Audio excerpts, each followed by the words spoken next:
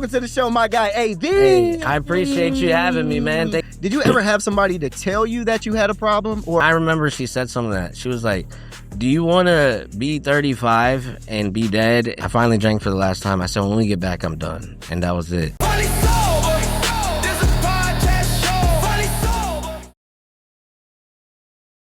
What's going on, man? This is Finally Sober, man. I am your host, Rondell, with two N's, man. Welcome. If you're new, glad you're here. If it's your second time watching, I'm glad you came back. And if this is your third time, I'm glad you stayed, man. This is Finally Sober. Like I said, now there's 3 levels of sobriety here on the Finally Sober. You got sober AF, and you got sober-ish. If you're sober, that means you're new to the game. You know, maybe 6 months to a year. You're sober AF, that's me. I'm a year and some months in now, you know what I mean? So no going back. And if you're soberish, I mean, you're testing the waters. You know, you want to get sober, but you really don't know. So let us know which one you are. And today, my guest, cool dude, man. I met this dude a few months ago, actually, at his show. I invited out to this show called Say Less Comedy. And dude's super funny. I'm glad to talk to him. He actually hit me up and was like, bro, I'm sober too, man. I'm trying to talk my shit. And I was like, say less. Come on the show and talk that shit. You know what I'm saying? So welcome to the show, my guy, AD. Hey, I appreciate you having me, man. Thank you for having me, Rondell with 2 N's. Yeah, man. Yes, sir, man. How's it going, dog? Good, man. I'm glad to be here. You know, I'm on a high right now because I just hosted at Helium. Hello. Hosting all weekend. So, man, it was just a different vibe in there. I finally got to feel that level of like being in the green room with the headliner. And it's great, man. So if you ain't doing nothing, come pull up tonight, man. For sure. And you're new to, I wouldn't say new to the comedy, but 2 years into stand-up. Yeah, I've been doing it about 2.5 years. Okay. My first year, the first 6 months, I hit 2 open mics. I didn't do shit. First year, you only hit 2 open mics? First year, wow. First 6 months. And then I was like, man, this ain't getting nowhere. So then I just turned it on. I locked in and boom, boom, boom, just sending open mics and trying to elevate as quick as I can. Mm-hmm. But I still want to be consistent, you know? For sure. That's the biggest thing for me. Yeah. So luckily I got to network with the right people. I got great opportunities. I seized them. I took them. And now I'm here, just still working on it, you know? I got a long way to go, but I'm on the right path, that's for sure, you know? Now, your stand-up journey started 2 years ago. Why? Why did it start? Why stand-up? I mean, this is not, and the reason I say why stand-up, because this is not a career path that I necessarily encourage anybody to jump into. Because it ain't no money when you first start off. No, and at the same time, comedy is such a boom right now. Like everybody thinks they funny. So saturated. Very saturated. So why stand-up? Why'd you pick this? Well, at first, like, you know, a lot of my friends and stuff, they would tell me I'm funny and this is that. And then, you know, I started going to like Kroger's and grocery stores, just making cashiers laugh and shit, you know, and I was like, man, this feels great. But when I really noticed it is like my rebuttals and responses were like super quick when I'm talking to people or my friends. And I realized that's like a huge skill in comedy. If you have that, can elevate you so quick. Mm-hmm. And once I noticed that, I was like, man, I should really get on the stage and try stand-up comedy. And once I did it, I mean, it just felt so good, you know, people laughing at my jokes. And I was like, man, I got a hunger for this shit now, you know, and I never looked back after that. So, there you go. Yeah, I mean, and I wish I started it sooner, man. But like I said, everyone has a different timeline. 100%. And the good thing about comedy, you could be any age and still do it, you know? So, yeah, I'm fortunate to have finally gotten into it, and it's going great for me. So I'm just really excited for the future, man. Word, man. Yeah. So let's jump into your sobriety journey, man. All right, sounds good. You are how many? Let me just ask, how many are you, months or years? 10 months. 10 months. Yeah. Yo, 10 months sober, dog. Yeah, man. Yeah.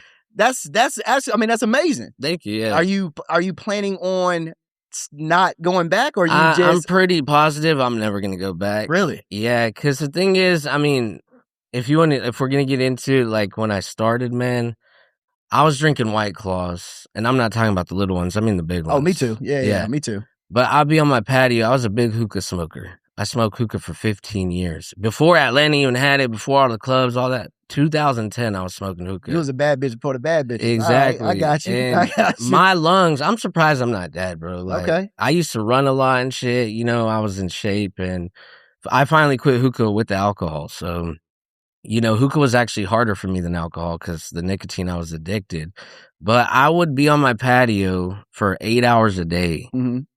like the whole week, drinking at least 4 to 6 of the big ones a day. On the weekends, 7 to 8. Sheesh. I would throw trash bags out of them, man. Like, people don't even know this, right? Except, like, my wife. And I don't even know why I was doing it, because the problem, what's dangerous is I wasn't even getting drunk. Really? Yeah, so I was just, like, in this state of Killing your mind, body for just no reason. yeah, basically, and I couldn't even, like, write my jokes. I didn't even know why I was out there. I'd just be watching videos and stuff all day and stuff, and then I was like, "Man, what am I doing?" You know? So, it was my wife's birthday. I finally drank for the last time. I said, "When we get back, I'm done," and that was it. So now we spend all day together, and we just eat, we watch movies, me, Mhm. her, the dog. I'm inside, I'm not outside for 8 hours. Mhm. Everything's better. Like, I don't go out anywhere Yeah. unless it's to perform, because I really wanna come back to my wife. Like, I just wanna lay in bed and just watch movies all day. She'll be playing her little roller coaster game, I'll be playing Pokemon. We got a game show in the background, or Yeah. dogs chilling. That's, like, my idea of For fun. sure. And being sober now, it makes it so much better, because my, like, friends are like, "Come out, man, like, you don't even gotta drink." I'm like, "What's the point, Yeah, bro? yeah, yeah. I'm hanging out with all these people, I already know it's not gonna do anything for me," you True. know? So, and my wife don't go out either, so why would I leave her at home, you know what I'm Not saying? true. So I was drinking too much, and when I was taking out bags of them, I was like, "Man, this is crazy." Because I'm also skinny, but with the gut. Nobody likes that shit. Yeah, yeah, If yeah, you're yeah. fat, cool, but if you skinny and fat, they don't like that. They notice that shit, Yeah, bro. you look like the Yeah, lowercase b. Yeah. exactly. So people were like, "Damn, you put on weight." I was like, "The fuck?" Like, Yeah. so finally, I mean, I still eat like crap. Uh-huh. I just eat like crap, but I quit the drinking, and once I did it, man, people told me that stop drinking. They were like, "It'll open your mind, it'll do this." I'm like, "Yeah, that's bullshit. I doubt it." Word. When I did that, the first 2 weeks were probably hard, but after that, I just never looked back. I mean, I locked in, my mind was clear, I was focused, my jokes got better, my comedy got better, my consistency, my goals, the Mhm. vision. So, I don't try to like go advocate like, "Hey, stop drinking For all the sure. time." But if you drink, that's cool. But people think I'm like some kind of like pastor that's spreading the word or something right now. I don't really care what you Yeah, do, yeah, yeah, yeah. but for me personally, it's the best thing I've ever done. Now, I had a problem with drinking and drugs, but I was running from stuff. You know what I Right, mean? I had a bunch of demons in my closet that I was running from, right, and I just wanted to get away, and that was my way of getting away is right. An drinking and doing escape, yeah. drugs. Were you drinking because of something, or were you just drinking just to drink? Well, at first, I think I was just drinking to drink, Uh-huh. but then I don't know if it was really depression or what, but I think it was because I wanted to succeed so bad in like life and That'll do it. comedy.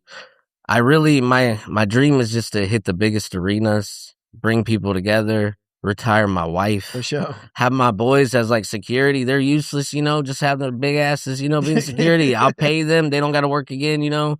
That's like my dream. So basically, I was getting sad just thinking about like, hey, and comedy is one thing you cannot rush. Nah, you can't. And people, my friends will be like, "Hey man, I saw this guy on Netflix. This shit sucked. When's yours coming out?" Like, bro, I've been in this 2 years.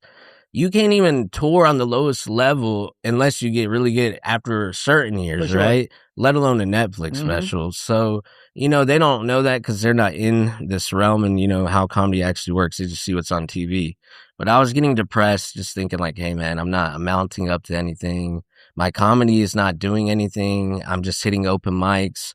After I stopped all that, I was on showcases, big shows. I got in connection with big comics. I was backstage with big comics, like, and it was things I never thought would actually happen. Yeah, bro. When So you stop drinking, bro, the world opens up yeah, to an immense of blessings, bro. Like you will not be able to. I mean, God just start throwing. I don't know your spiritual or religious background, but God just start throwing stuff at you that you never really, thought that you would be able to get because it's right, like, you were poisoning your brain with, in your body with this poison to where it's like, all right, God, I see it now. You find because when I stopped, man, everything started opening up for me, right, bro. I got engaged. I got a nice, I got a nice job now. You know what I'm saying? Doing what I love to do, and it's like all because I stopped drinking, and and stopped doing drugs. That's literally why this all happened. When was that moment though that we all go through this? Every right. person that's ever drank or has gone through addiction. I don't know if you were addicted to alcohol or anything. Well, that's the thing. I don't know at this point because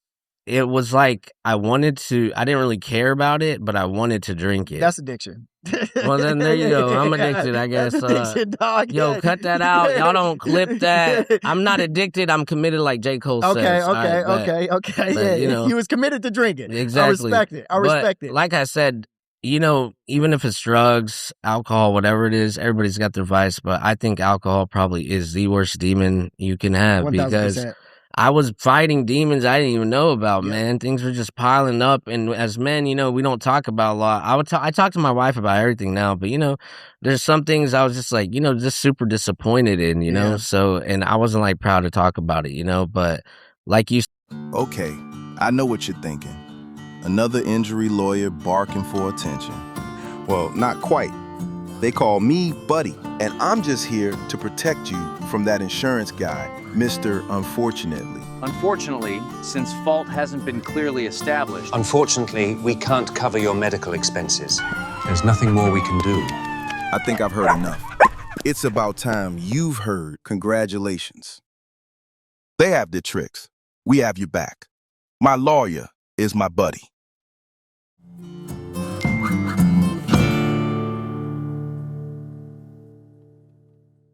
said, when I stopped, it opened up, man. And at first, I get excited to post my monthly updates now, There like you go. 2 months, 3 months. My friends are like, man, when's the next one? I was like, next month, stay tuned, lock Yeah, in, for sure. But I'm happy and excited to keep going. I can't wait to hit a year. And, I don't have kids yet, and we're talking about it, and my comedy's doing good right now, and I hope it gets better. But for me, when I have a family like that, I don't want to, be an 100%. alcoholic. 100%. I want to be there. And like I said, those 8 hours I was outside away from my wife while she was just inside. Now we're together all the time, So, and when I go do comedy, I network sometimes, I mean, I have comic friends, of course, but I don't stick around often because I just want to get back For home, sure. So, 100%. but Was there ever a point in your drinking, that downfall, that pitfall, that rock bottom moment that you were like, yo, I have to stop? Like, when was that moment? Everybody has it. I've had it. well, When was it? it was building up the days while I was on my patio and stuff, but we went to this cabin for her birthday, I was with my best friend too. And I don't know, we were just talking and stuff, and like that night, I don't know, something just clicked in me. It was 1 a.m. I was still trying to drink and stuff, and I was just like, everyone was asleep. I was like, what's the point, I had YouTube on in the background, not doing shit. I was just like staring there, and I think then I was like, I just need to quit. And I literally woke up, and when we left the cabin, I was like, That's it. I'm done. That's it.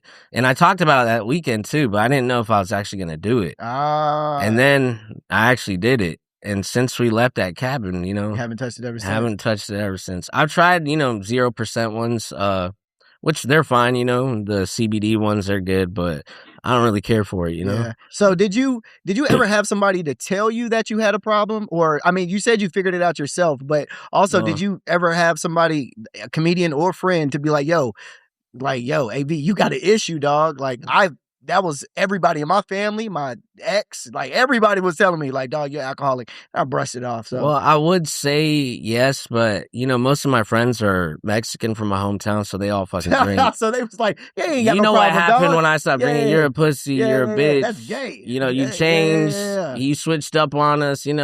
But none of that affects me or phases me because I don't care what people think. But the only person that really would notice was my wife, and she was mentioning stuff. And, I'd always do those, false promises where I'm like, yeah, I'm going to stop. And then, like I said, when it clicked in my head and stuff, if I wanted like things to change, my life, goals, comedy, all that, I needed to like lock in, For sure. And the only way to do that was to quit the drinking because I really didn't even know I was drinking that much. To me, it was like nothing.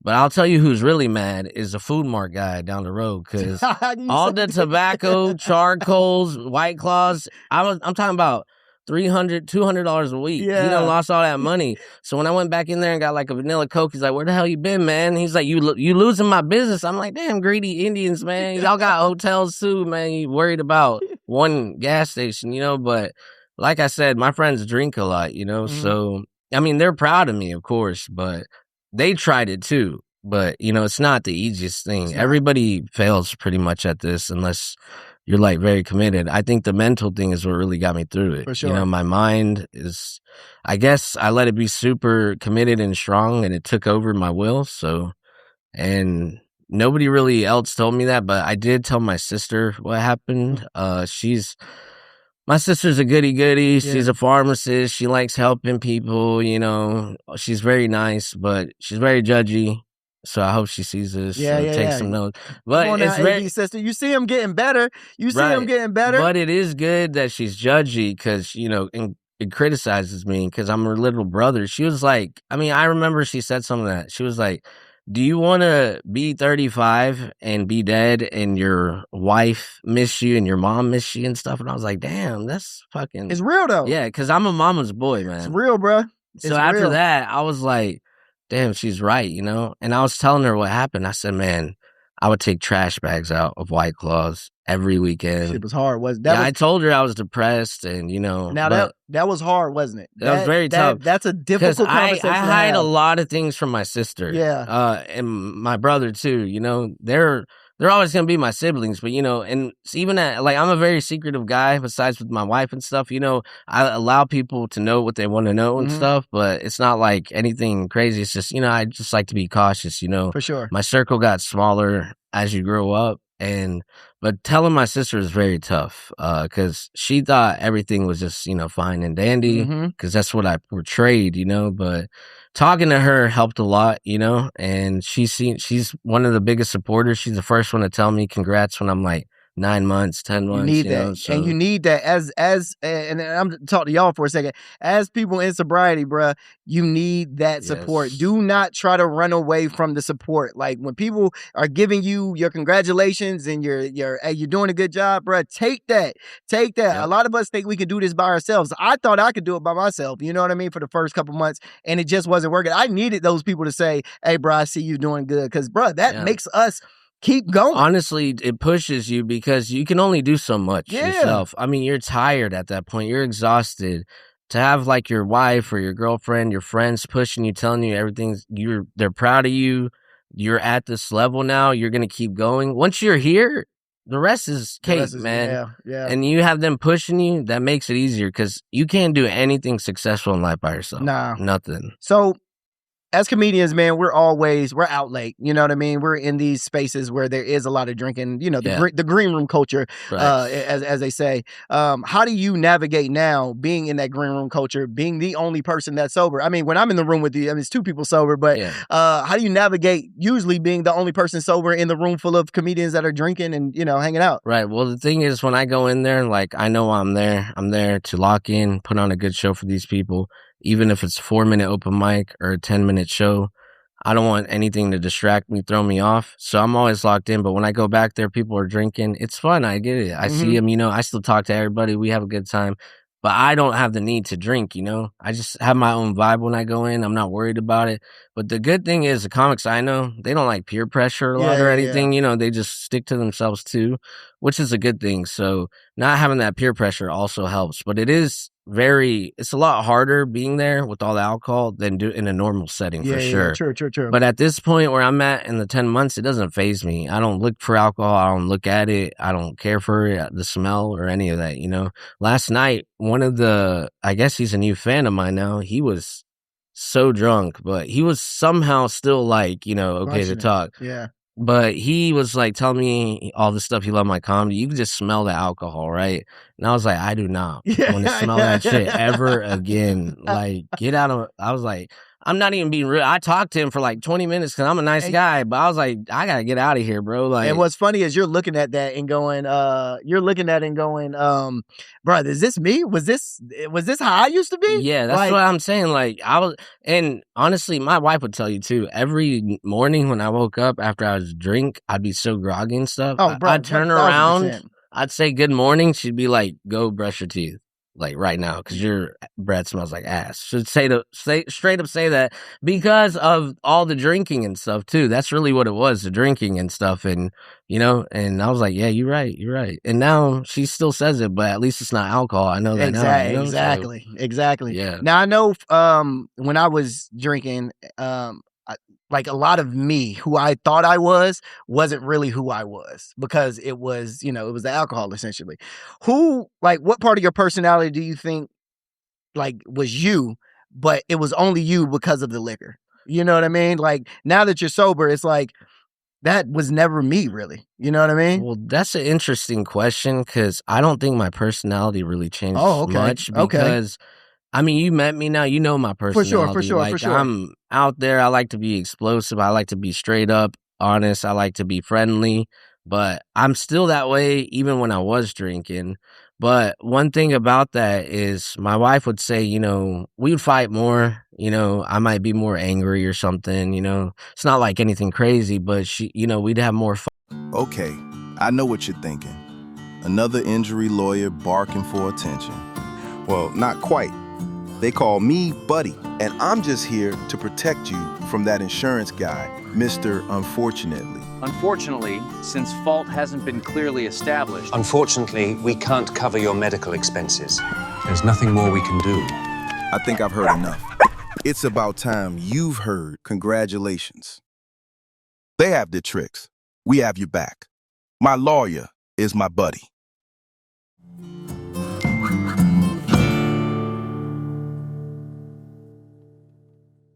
Fights over common stuff that shouldn't be fought over, you know what I'm saying? And that's because alcohol would lead to that. 100%. And alcohol was a point, maybe because I was drinking too much. That was already a point right there. So I don't think it really changed my personality, but it did change how I acted to people. Because, like I said, I would portray like, everything's okay. I'm good. Like I don't, I'm fine. I'm not numb from alcohol, whatever, That's the main thing. I was portraying that when that really wasn't me. But personality wise, I still carried it over, which I'm lucky with because I never want to change my personality. No, That's for one sure. thing about me. I think that's been helping me a lot. And like I said, I just like bringing people together and stuff, So I'm glad it didn't change my personality. That's the one thing I'm proud of is noticing alcohol didn't do that.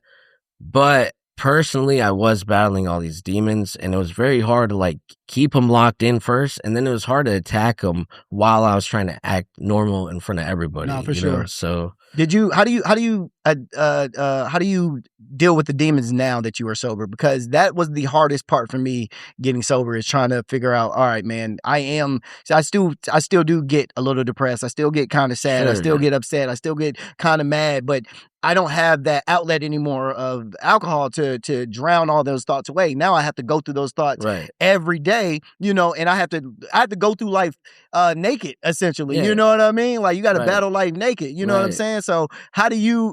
He That's said crazy. pause. How do you deal with that now that you don't drink anymore? Well, now I just attack them head on, but usually it's got to be a one-by-one thing. Yeah. I don't want to get too overwhelmed, but now it's not as big of a demon as I thought it really was Oh, because of the okay. alcohol, but they're still demons. And the thing is, they will add up and become a bigger demon, but now I'm clear and focused and know what this demon is or who these demons are and what I need to do, right? Mhm. So I just try to tackle it one by one. I try like a to-do list and try to just, get better every day. I mean, I'm not depressed anymore. That's one thing I can say. This is probably the happiest I've been in a long time. Not just because like comedy and everything, but my whole life in general. Family is healthy. I'm healthy. Comedy's great. My wife, dog, everything.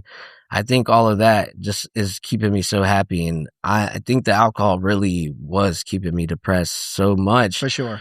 But the one thing about me is I'm really good at hiding stuff. And, I can lie to your face and it might sound like the truth. I don't like lying though, but like people wouldn't know anything would be wrong with me is what I'm saying, So that was a huge facade. And that's a demon. One of the biggest ones I had to face was my own self, Yeah. and I'm still working on that, of course. But like I said, now everything's just so much better. I'm not afraid to like, head on tackle this.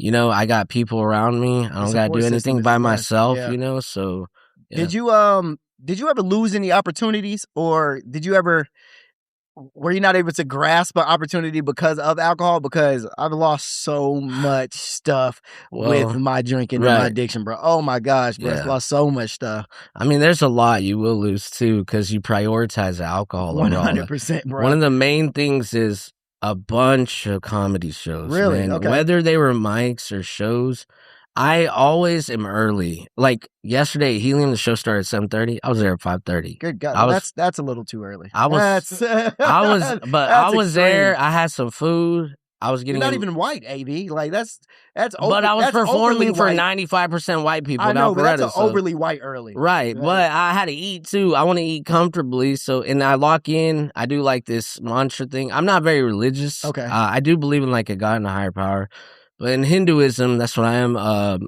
We have like 35 million gods, right? But I wasn't really into all that. But Is one my of them being on time? no, I mean, well, if you knew that, I'm joking. well, hey, black people are more late than Indian people. No, Let's be real. No, You know, like, hey, I'm on time to all shit. I mean, Time to maybe everything. one out of sure. Me too. We're the only ones. Maybe because we're sober now, right? Yeah, exactly, right. But I will tell you, like, I don't even know what I was saying. You're saying you got 32 guys. Oh yeah, there's 35 million. 35 million guys. My there's bad. like there's different ones for luck, for this and that. And my mother-in-law, she sent me like this prayer to listen to. That's like my birth month and stuff. It like gets all the negative energy out, helps your obstacles. At first, obviously I didn't believe it and stuff. But ever since I've been playing that song, like I just been killing it, man. And that song slaps, bro. Yeah. It's like a real track, man. So I don't know. I mean, I'm not, like I said, I'm not a religious guy, but it is good having like faith in something because I mean, now I've been thinking a lot since I stopped drinking. What happens when I'm gone, or where do I see myself in 20 years, or how long is my comedy? Where am I going to be in comedy and this? So like I said, the alcohol has just been helping that out a lot. So yeah, I always thought, man, like I've been sober and then to die and then I get up to heaven or somewhere and then they like hand me a drink and then it's just like, hey man, here's your chance. Like, well, you're up in heaven now, you can drink. You know what I'm saying? Like, that's a test ain't shit right gonna there. happen. Yeah, you know what I mean? Yeah. Would you do Well, it? Like real shit.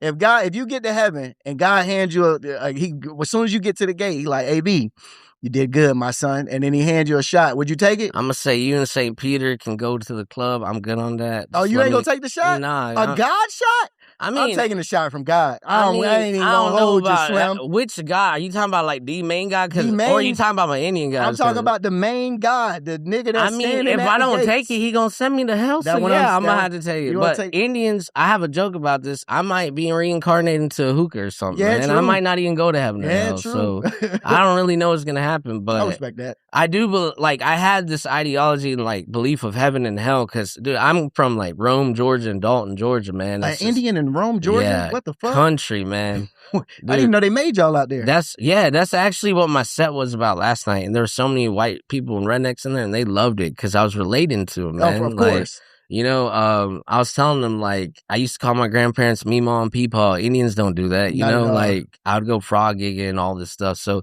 that's also another thing about my comedy. I got the whites, I grew up with Mexicans, Indians, blacks. I got, like, all different cultures that I sing Spanish songs and all this stuff. I got all kinds of shit. Yeah, dude, I don't know. It's just something, I always like Spanish.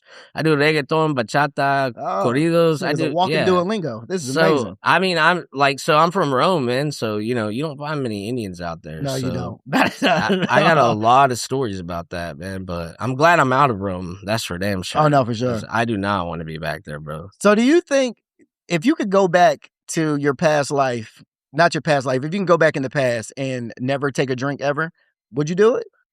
If I could go back, knowing what I know now? Knowing what you know now, if you can go back, never take a drink, and relive your life sober. Easily. Would you do? Really? Yeah, 100%. Because I would know exactly what I would want, and I could lock in earlier. I could get opportunities earlier. I might not even be a comedian. I might be something else, but I would easily do that because, like I said, I really regret. That's my biggest regret is drinking and losing all these years to drinking because I started drinking probably like at 18. You started late in the game. Yeah, I wasn't like... I was 14. Well, I wasn't like... like I said... That shit ain't nothing to be proud of. I said that shit. I grew up with like my Mexican friends, but they were drinking at like 13, 14, but I didn't start till like 18. So, okay. But from 20 to 30... Well, 25 to 30, it was pretty heavy. So that's when it was getting heavier and stuff. And I was like, I'm in my 30s now, man. Like, gotta stop. I don't want to do this anymore. So I would easily do that because my whole life would be changed for sure. But I don't want to change my life now because I love how it is. Even if it's not where I want to be yet, I would never trade this life. But if I could go back and not drink ever again, I would easily do it. I So, don't know, man. I think I would probably go back and drink again if I mean, I got so much. It was so much. I had so much fun doing well, that. see, So that's the it's thing. There like are it was great so much fun. moments. There are great opportunities because of drinking. I'll never forget them, but now that I'm grown and stuff, do I really care that much? I mean, yes, I care about the memories and the friendship, but do I really care we were drunk or there's alcohol involved or that's what made it funny? Not really. I just cared about that moment we're in and the memories that we had together and this and I know there's a lot of great shit that can happen when No, you're for sure. drinking. And everyone, of course, things get better when you're drunk, right? But A ton. at times, but for me A now, ton. I'm the same sober, you know? I can Okay, I know what you're thinking. Another injury lawyer barking for attention. Well, not quite. They call me Buddy, and I'm just here to protect you from that insurance guy, Mr. Unfortunately. Unfortunately, since fault hasn't been clearly established, Unfortunately, we can't cover your medical expenses. There's nothing more we can do. I think I've heard enough. It's about time you've heard congratulations. They have the tricks. We have your back. My lawyer is my buddy.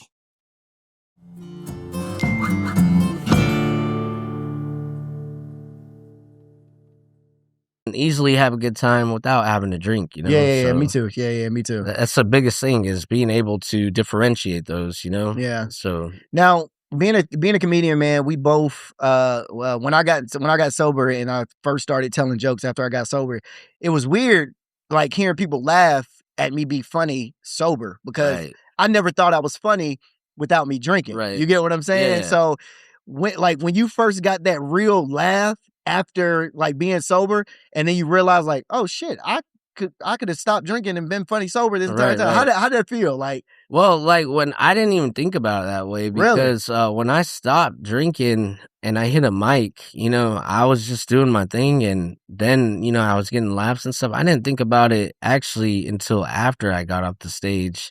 It registered a little bit, but now you say it, it's making a lot more sense because I was like, oh shit, I didn't even, because I used to take like a shot before I'd go up sometimes, you know? Mm-hmm. And I didn't even do that. I even looked at the bar and I remembered I usually take a shot at the school, you know, before I go up. And I just turned around and went to the green room. And then when I got my laughs, you know, it was incredible. But I didn't think about it at that point, like, oh, I can be sober and funny. But I did get off the stage and I was like, oh shit, I didn't even need that shot. Yeah. I didn't need a drink. And then now you're mentioning it's all coming back now. And I'm like, oh damn, I have been doing great comedy lately and that's what I said. My comedy got so much better when I stopped drinking. I don't know if it's like my delivery, how I change stuff around, but my comedy is 100 times better now. I'm getting so much more opportunities because of it, and I'm more professional about it. Like I'm not all, you know, like some comics can be, you know, very rude and unprofessional sure. and drunk, but I'm not like that. Like I will literally like help in any way, but I'm like I said, I would never go back to that, but I understand why comics drink. This is a stressful career. It is. The hardest probably career there is. I mean, you know, it's not guaranteed ever. So drinking helps a lot, It you know? does. And when I started comedy, drinking was helping me a lot more, you know? So I was drinking a lot. So I was doing comedy and yeah, some shows I had some great sets, some I had some shitty sets, but I was getting all like clouded my judgment because of alcohol, you know? But now I can finally differentiate like what's good comedy I can write and what's bad, you know? No, for sure. So Did you ever have to go back and apologize to anybody? Like now that you're sober, like did you ever have that moment of like, damn, I kind of fucked him over? Like, I need to say sorry to my wife. Like, you know what I'm well, saying? I did apologize to my wife, of course, but I'm gonna say for everybody at home, if you know, I'm sorry, you know, What? if I hurt you. I don't think Just in general, all yeah, of y'all. everybody, even from my exes back in middle school. I don't think I hurt anybody Your ex is back in middle school. Yeah, everybody. I'm sorry Okay. for it, dude. I'm not gonna lie. I was never like I was a nice guy, but I was pretty shitty when it came to girls. Like I would date a bunch of girls, Indian girls, Mexican girls, you know, I was just whatever. I didn't really stop that until I met my wife. So, sure. you know, I was like, I did apologize to almost every girl that I did break their heart or something. Like I apologize to the ones that didn't block me. But the ones that didn't block me though. Yeah, you're a real one. So I did tell them like, hey, you know, I grown. I'm sorry what happened 6 years ago. I'm glad your life is Oh, great, hell but no, nigga. 6 years ago, they can kick yeah. rocks. I mean, I'm just like that. I don't wanna have that on my conscience, I'm you not know? apologizing to nobody from 6 years ago. I mean, I just think about shit like that sometimes, and I don't wanna have, like, a bad I feel that. conscience, I feel you. I feel you. but the rest of them got me blocked, Oh, so, okay. you know, it is what it is, Yeah. but I did apologize to my wife all the time, man. I don't think I intentionally hurt people, but hopefully I wasn't, like, too mean or angry or anything like that, you know? But like I said, I was not always, like, friendly like this, and this happened when I was, like, probably, like, 10 years ago, Mhm. you know? But yeah, definitely to my wife though, because, you know, she put up with all that, you know? No wife wants to stay at home while your husband's outside drinking for 8 hours doing nothing, you know? So you just be outside on your porch just drinking Just by yourself? by myself. Yeah, brother. That is yeah. alcoholism right there, By brother. That myself. is where I But was here's at. the thing that's crazy about if it's addiction, alcoholism, the way I quit cold turkey and just never look back, I don't know how I did that if this was such a big issue. I You know? feel you. And that's what I always think about. Like, is my mentality that strong or more than like my will? I don't know what it was, but there's something there that's telling me that I could just quit and be like, fuck it. 1,000%. I'm done. 1,000%. And that's from drinking 40 a week. Mhm. And I just went to 0 and never looked back. Are you in AA or anything? No, I've Oh, never really? done none of Me that neither. stuff. I never. Yeah, I didn't do AA and then do. Yeah, I mean, Quartet and do any of that. I like to talk. Like I said, bring people together. I like to talk. I'm not afraid to express or talk to someone about it, but I don't feel like I need to talk to the people. I feel like I just needed to know what my issues and demons were so I can address them personally now instead of getting so clouded with my judgment.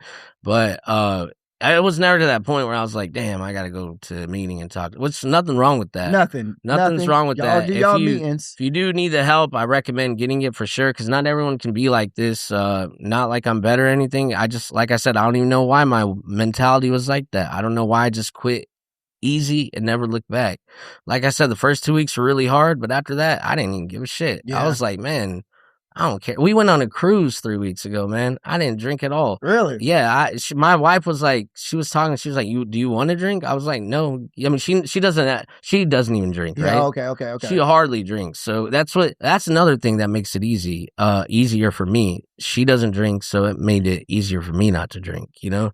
But now that we went on this cruise, I didn't even think about drinking. Not drinking at all. If we did, it was a virgin, or if we did, it was a 0% beer. Like, and I had the best time still. So. Now, do you recommend people getting sober? Like, I don't want to. There's a whole nother segment at the end of the show that we do, but Yeah. I do want to ask this: do you recommend people to get sober? Because right now there's a huge sobriety influx of people getting sober. I've seen that. You know what I mean? So, yeah. do you recommend people to get sober? I do, especially if I know them personally. Like, I know people can drink 1, 2, have fun, but like the way I know some people personally, I just want to tell them because their health, really, it can fuck you up bad. You know, I've lost 2 friends of mine because they had drinking problems like that. So that was also a thing that really helped me out too. Was realizing I didn't want to end up like that. 100%. And like, even when he had a problem and I try to help him, he'd do the same thing I do, just mask it, act like everything's okay. And I should have known better, you know, but also that really helped me put it into perspective and what my sister said about me being gone and my mom and wife, you know. So all those things were adding up and I was like, I don't want to be that guy. Yeah. I don't want to be 35 and dead. Because my liver, who knows how bad it was, right? I know my shit was terrible. I mean, luckily it regenerates now, but who knows how bad drinking that much. But that helped me a lot, you know, put things into real perspective for me. And because I don't want my family to end up like watching his family. That's just crazy, you know? Yeah. But so we got I have a game to play. Okay. Yeah, it's Would You Rather. Now, this segment here, Would You Rather, is brought to you by My Lawyer Is My Buddy. If you ever get in an injury or a car accident, please call My Lawyer Is My Buddy. They will take good care of you. I promise. Now, this is Would You Rather, sober edition. Okay. Okay. All right. So I got 3 Would You Rathers. 4. They get from here and then they go up. Okay. You ready? Yeah, I'm ready. All right, sweet. All right. Would you rather perform at a guaranteed sold-out stadium show once a year or guaranteed sold-out comedy clubs every single weekend for the rest of your life? Oh, that's tough. So the stadium is once a year, Once a year. and then the comedy club is Every weekend. every 52. For the rest of your life. I would do the 52 weekends because I know if I'm doing that and I'm that consistent and I'm killing that much and getting that many opportunities, it's going to build up the stadium. It'll go to some stadium. bigger. 100%. Yeah, easily. Okay. All right. So, a guaranteed sold out comedy clubs every single weekend for the rest of your life, or the ability to teleport to your gigs instantly. God. I know every comic will pick the second one. 1,000%. 100%. Especially if they're in Midtown or Marietta, it takes me an hour to go 15 miles. Fuck that. Traveling across, going anywhere out of the state. Internationally, state, all that. I actually have a good time if it's like Alabama or Florida or something, but if it's more than 5 hours, I gotta fly, you know? Yeah. Which I like flying a lot too. So I wouldn't really care to be teleported, honestly. I'd still take the 52 weekends, yeah. Okay. Guaranteed sold out comedy clubs every single weekend for the rest of your life, or a magical notebook that fills itself with 5 minutes of brand new material, killer material, by the way, every morning when you wake up.